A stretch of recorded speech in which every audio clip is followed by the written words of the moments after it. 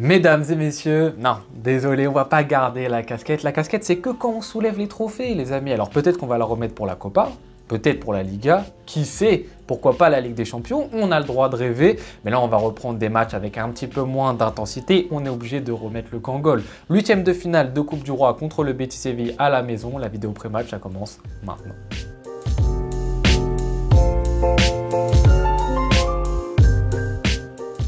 Les amis, c'est pas facile, hein? C'est pas facile de redescendre, on n'est même pas 48 heures après le Classico quand cette vidéo va sortir, qu'il faut aborder un nouveau match, un match de qualification directe en Coupe du Roi, alors qu'on a envie de continuer à rêver, on a envie de profiter d'une semaine entière pour se délecter des résumés, des buts, des compilations, des réactions à droite à gauche de tous les youtubeurs.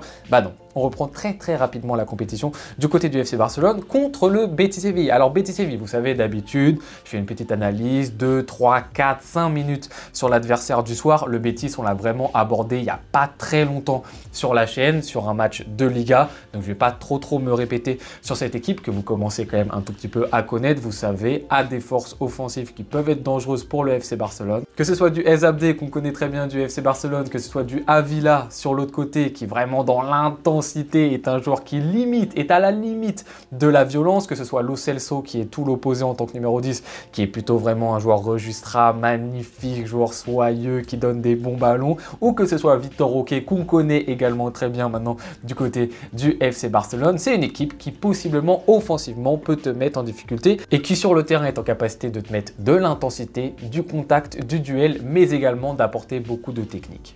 Pour ce qui est des résultats du côté du Betis Séville, après notre match nul, ça n'a pas été non plus incroyable, ça n'a pas été fameux. On est sur une équipe sur son dernier match de Liga qui a eu lieu pendant que nous on jouait la Super Coupe d'Espagne, a affronté Valladolid et a perdu contre Valladolid 1-0. Donc on n'est pas vraiment sur un temps fort du côté du Betis Séville, on est sur une équipe qui actuellement est 10e du championnat. Or on le sait, cette équipe, si elle est en forme, elle est plutôt autour de la 7e, 6e, 5e place.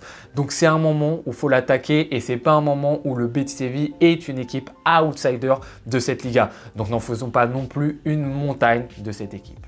Après ce petit tour du Betis Séville, intéressons-nous au FC Barcelone qui vient de soulever son trophée. Son premier trophée de la saison, la Super Coupe d'Espagne, et ça va faire du bien aux joueurs. Déjà tout d'abord, on sait qu'on va pas être sur une saison blanche. Mentalement, ça fait plaisir. Pour l'instant, on est toujours invaincu en 2025. Bien évidemment, il n'y a que 3 matchs, faut pas s'enflammer non plus, mais ça fait plaisir et surtout, on soulève un trophée. Je n'ai pas arrêté de le répéter, cet effectif n'a pas énormément de trophées références dans son histoire en club pour avoir énormément de confiance par rapport à ça. Donc même une super coupe et surtout dans le format dans lequel on a été avec une finale dans un classico, une finale qu'on a surdominée, on a étrillé notre adversaire, c'est super important pour le mental, pour le moral, pour la deuxième partie de saison. Et il nous fallait un petit peu ce coup de pouce parce que si on avait perdu, je pense que ça aurait été un petit peu plus difficile. On a 6 points de retard sur l'Atlético, 5 points de retard sur le Real Madrid en Liga. Il faut cette dynamique positive pour le FC Barcelone parce qu'en face, l'Atlético, ils vont pas faire beaucoup d'erreurs, je pense, jusqu'à la fin de la saison. Le Real Madrid, on a critiqué leur animation, leur système, le jeu collectif de l'équipe. Mais contre des plus petites équipes de Liga, les individualités, Mbappé, Vinicius, Bellingham, ça va suffire dans la grande largeur. Donc ils vont peut-être perdre contre les grosses équipes, l'Atlético, le Barça au retour, en Ligue des Champions ils perdront des matchs, mais dans les autres matchs de Liga ça risque d'avancer. Donc le Barça, il va devoir rattraper son retard et il va devoir passer devant et lui-même ne pas faire d'erreur sur la deuxième partie de saison s'il veut le faire. Donc ça va être très compliqué en connaissant les limites de l'effectif du FC Barcelone. Donc à minima, il fallait ce petit coup de pouce qu'on a eu grâce à la Super Coupe d'Espagne. Maintenant du côté du FC Barcelone, on va entamer une série de matchs qui sont pas sur le papier très haut niveau, mais dans l'intensité, il va falloir répondre présent, surtout parce que ces matchs, ils s'enchaînent tous les 3-4 jours. Là, on a le Betis, ensuite on a Getafe, ensuite on a Benfica à l'extérieur, ensuite on a Valence 3 jours après, et ensuite quelques jours après, on a l'Atalanta encore en Ligue des Champions. Ces matchs-là, ils vont être importants, il va y avoir de l'intensité. On l'a dit, durant cette première partie de saison, on a eu un petit défaut qui était la rotation et la gestion d'accepter dans des 11 types d'une équipe qui est peut-être 2-3 joueurs qui ne fassent pas partie de cette équipe type. Parce que justement sur la durée, ça allait être positif pour nous. Parce qu'on l'a vu sur le dernier mois, voire même les 2 derniers mois du Barça, de la première partie du Barça, on avait des joueurs qui étaient fatigués. On avait beau mettre l'équipe type, vu que les joueurs de l'équipe type, ils n'étaient pas à 100%, on était en difficulté. Donc essayons de ne pas reproduire les mêmes erreurs. Par rapport à ça, on va réaffronter tout d'abord le Betis Séville qu'on a affronté il n'y a pas longtemps en Liga, typiquement qui était un match dans lequel on a mis l'équipe type et on a vu que cette équipe type était fatiguée, n'avait pas d'intensité et que le football qu'on voulait produire si notre équipe l'équipe n'était pas à 100%, on ne pouvait pas le produire. Donc par rapport à tous ces petits matchs, dont je vois souvent l'excuse de dire non mais finalement le FC Barcelone cette année on est très fort contre les très forts et on est plutôt faible contre les faibles. Honnêtement, vous me posez la question, on peut en débattre en commentaire, je l'ai déjà dit d'ailleurs, mais je pense que c'est un petit peu se voiler la face et faire les aveugles. Le Barça, bien évidemment, dans les matchs de Ligue des Champions, dans les matchs contre les grosses équipes en Liga, se met à 150%. Il n'y a pas de débat par rapport à ça, mais tout le monde le fait. Même les petites équipes, même les Mallorca quand ils affrontent le Real, le Barça, ils se mettent à 150%. Même les équipes quand elles sont en Ligue des Champions, que ce soit des toutes petites équipes, elles vont se mettre à 150%. C'est pas unique au Barça de faire ça, mais juste de résumer la chose, à dire le Barça en fait finalement, le problème, c'est juste que contre les petits, ils ne se donnent pas à 100%. Je ne peux pas y croire. Pourquoi? Parce qu'en fait, le Barça, je pense, a de réels défauts, a eu de réelles lacunes dans cette première partie de saison, qui ont été, on l'a dit, le jeu à outrance en verticalité, qui, on l'a dit, esselé un petit peu trop Baldé à gauche, on l'a dit, le manque à certains moments d'une équipe qui était cohérente dans son pressing, avec la première ligne de pressing qui commençait à être un petit peu plus fatiguée et la deuxième ligne de pressing qui avait du mal à suivre.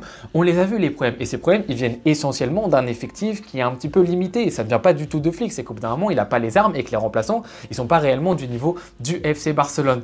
Mais donc ce Barça, grâce à ses contre-performances, a su aussi réagir et on voit des petits ajustements et c'est ça qui est positif. On voit de plus en plus un Rafinha côté gauche qui vient aider Baldé par exemple. On voit un troisième milieu de terrain, que ce soit Olmo ou Gavi, qui vient aider un Pedri et un Casado, alors qu'on avait en tout début de saison un Olmo qui était constamment le dernier maillon de la chaîne. Là, Olmo contre Dortmund, c'est un vrai joueur du milieu de terrain qui collabore justement avec les deux autres. Gavi contre Atlético Madrid, c'est exactement la même chose. Gavi contre le Real Madrid, c'est aussi la même chose. Donc ça, c'est des ajustements qu'on arrive à créer du côté du FC Barcelone qui viennent aussi de ces contre-performances. Contre-performances qui ne viennent pas d'un manque d'envie. Parce que quand tu as du Cubarsí, quand tu as du Inigo Martinez, quand tu as du Koundé, quand tu as du Casado, quand tu as du Pedri, quand tu as du Olmo, quand tu as du Gavi, quand tu as du Lamine Yamal, quand tu as du Rafinha, il ne faut pas me dire que ces joueurs-ci ne sont pas professionnels, ils n'ont pas envie de gagner des trophées. Les problèmes, ils viennent d'ailleurs du côté du Barça, il faut les assumer, ils ont été assumés par Flick et par l'équipe, on en voit les changements, c'est positif, profitons-en. Maintenant qu'on a dit ça, mesdames et messieurs, voici le 11 que j'attends du côté du FC Barcelone contre le Betis Séville, avec tout d'abord au cage, Peña. Sans surprise, bien évidemment, puisque Szczęsny est suspendu après son carton rouge en Supercoupe d'Espagne. Par rapport un petit peu d'ailleurs à ce duel qui est entre Szczęsny et Peña, je trouve, c'est mon avis, je trouve que les gens sont un petit peu trop définitifs sur le choix Szczęsny des fois. Je reçois en commentaire Szczęsny largement meilleur que Peña, il est beaucoup plus rassurant. Je suis pas trop d'accord avec vous finalement. Parce que je l'ai dit 1 milliard de fois sur la chaîne. Regardez le nombre de buts que se prend Peña en 1 contre 1. Je pense que 85% des buts qu'a mangé Peña cette saison, ce sont des 1v1. Ce n'est pas du tout la même chose que de défendre sur des frappes de loin. Vous êtes d'accord avec moi? Ensuite, l'un des seuls 1 contre 1 qu'a eu à gérer Szczęsny depuis qu'il est au cage, depuis ses 3 derniers matchs, c'est lequel? C'est contre Mbappé lors du Classico. L'a-t-il arrêté? Non plus. Parce que les situations de 1 contre 1, c'est des situations qui sont difficiles. Ensuite, on a dit quoi? Peña, il est très important aussi quand il sort de sa surface de réparation, quand il anticipe les passes en profondeur des adversaires. Szczęsny se prend un carton rouge dans quelle situation au Classico? Sur une mauvaise lecture, sur une mauvaise sortie de balle. Est-ce que Peña, il se serait pris le carton rouge? Je ne sais pas, je ne vais pas dire oui, je ne vais pas dire non, j'en sais rien, c'est du football fiction. Mais je dis que depuis le début de la saison, Peña s'en est pas pris. Alors sur la ligne, il peut encore y avoir débat. Parce qu'on va me dire oui, Peña il n'est pas du tout rassurant. Regardez la parade qu'il fait contre Mbappé à la 93e minute de jeu. Elle est splendide, elle est magnifique. Donc j'ai l'impression que des fois on se focus sur le Peña de l'année dernière qui était catastrophique, je suis le premier à le dire, je ne vais pas mentir par rapport à ça. Et que comme un petit peu même Eric Garcia, on essaie que de se rappeler de ce qu'ils ont mal fait au Barça les années précédentes. Mais regardez le niveau du joueur actuellement. Garcia, regardez-le actuellement. Peña, regardez-le actuellement. Pour l'instant, cette année, Iñaki Peña, bien évidemment, c'est pas Thibaut Courtois, c'est pas un gardien du niveau d'un gardien numéro 1 en FC Barcelone, je suis d'accord avec vous. Mais de là à être certain et sûr de soi que Szczęsny est largement meilleur que Peña, je trouve ça un peu dur pour Iñaki. Ensuite, en défense, on va mettre un petit Koundé à droite, qui est le défenseur type. On met à gauche Baldé, défenseur type. Cubarsí, défenseur type. Et Araujo. Pourquoi? Parce que notre cher Inigo Martinez s'est blessé pour 5 semaines. Que Christensen, je pense, est beaucoup trop juste pour revenir titulaire. Et c'est un petit peu cocasse ce qui va se passer. Araujo, qui est le joueur avec les rumeurs là de départ. Je veux partir, non, je veux être valorisé. On ne me respecte pas au Barça. Toutes ces petites questions, va être titulaire au FC Barcelone. Déjà, la situation, elle était cocasse. Dans le Classico, de le voir, j'étais là en mode, mais ça serait magnifique. Imaginez, c'est son dernier match. Là, la situation, elle s'inverse. Parce que le joueur sait que dans les 4 prochaines semaines, non, c'est lui qui est le titulaire en défense centrale. Donc peut-être qu'il y a un petit truc qui va se renverser du côté d'Araujo. Après, moi, j'ai toujours la politique de dire, si le joueur veut s'en aller, on n'est pas une prison, hein, qu'il s'en aille. Voilà. Encore une fois, Araujo, il nous a apporté beaucoup de choses positives, un petit peu de négatifs l'année dernière, mais c'est l'envie du joueur. Si le joueur ne veut plus être intégré au projet sportif du club, le mieux c'est qu'il s'en aille. Voilà, on se serre la main, merci beaucoup, au revoir, et puis ça se passera bien. Mais là, pour l'instant, finalement, comme Christensen, il est trop juste, peut-être Eric Garcia, ce serait une solution, peut-être, mais je vois bien Araujo qui, lui, est rentré sur le Classico. Concernant le milieu de terrain, là, ça change un peu. On était dernièrement sur un Casado, Pedri, Gavi. Là, je change un tout petit peu ça. Je garde Casado, pourquoi pas tout le match, bien évidemment, il faut bien gérer Casado, mais je mets un Frenkie de Jong titulaire à la place de Pedri. On l'a dit, il ne faut pas répéter les mêmes erreurs que sur la première partie de saison. Il nous faut un Pedri à 100%, parce que quand Pedri est à 100%, c'est magistral. Et je vois ce match à la maison contre le Betis Séville, je me dis De Jong quand même titulaire, il peut faire l'affaire, en tout cas je l'espère pour lui, s'il peut se relancer c'est d'autant mieux et tu peux te permettre de faire rentrer un Pedri si ça va pas en deuxième mi-temps. Et ensuite Dani Olmo qui bien évidemment n'a pas joué depuis quand même pas mal de temps, alors il est rentré en jeu face au Real Madrid dans un rôle un peu ingrat pour défendre, mais je veux dire ça va, ça fait quand même quelques temps qu'il n'a pas trop enchaîné, je pense qu'il peut jouer. Gavi, il faut faire attention à lui, on l'a dit, il revient d'une grosse blessure, performance XXL contre l'Atlético Madrid, très bonne performance contre Bilbao, re-performance XXL contre le Real Madrid. Tranquille Gavi, merci pour tout, tu vas rejouer contre les catcheurs de Retafe ce week-end tranquillement, mais là tu peux te reposer en Coupe du Roi. Et ensuite pour conclure mesdames et messieurs, l'attaque avec 2 titulaires, Lamine Yamal à droite qui est sorti finalement assez tôt contre le Real Madrid à la 58e minute de jeu, il me semble, donc je pense qu'il peut avoir les jambes pour débuter ce 8e de finale, peut-être pas le finir si on mène au score, etc. Avoir encore une fois une gestion qui est importante autour de Lamine Yamal, et à côté de lui Lewandowski qui, voilà, pour l'instant, peut être ce numéro 9 titulaire du Barça. Va aussi falloir le gérer, le Polonais, à un moment. Mais je me dis que c'est quand même peut-être important de le faire débuter. Pourquoi pas Pau Victor? Si le match se déroule bien, moi, c'est quelque chose que j'aimerais beaucoup voir. Mais là, titulaire, ouais, j'ai une préférence pour le Polonais quand même. En revanche, je fais souffler Rafinha, qui est sorti un petit peu avec des crampes, un petit peu à la Lionel Messi, blessé, etc. Match extraordinaire de Rafinha, mais on l'a dit, Rafinha c'est très important qu'il soit à 100% parce que même devant les cages, etc., il a besoin de cette fraîcheur pour marquer. Et contre Retafe, ça va être important de l'avoir à 100%. Je laisse sa chance à Fermin Lopez qui a été en difficulté sur ses derniers matchs, mais qui, je pense, dans ce positionnement, peut apporter des choses. Alors va-t-il être totalement ailier à gauche ou dans le demi-espace? Je préférerais être demi-espace parce que je pense que c'est son poste de prédilection. On verra ce que fait Flick. Déjà, est-ce qu'il mettra? On n'en sait rien, mais j'aimerais bien voir un Fermin Lopez titulaire sur ce match-ci.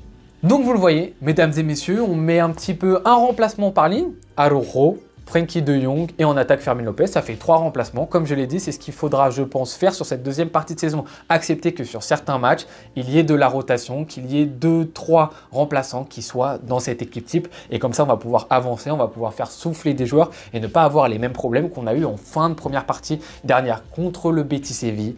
À la maison, je pense que ça peut le faire. Ça aurait été à l'extérieur, peut-être que j'aurais voulu un petit peu plus de gages de sûreté.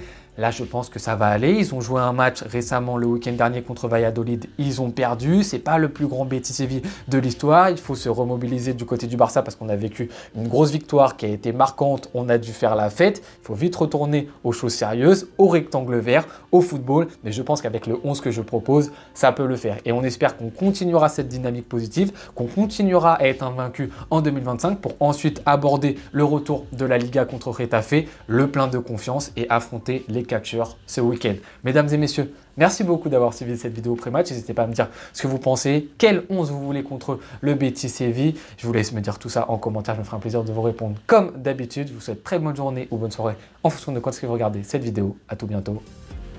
Ciao.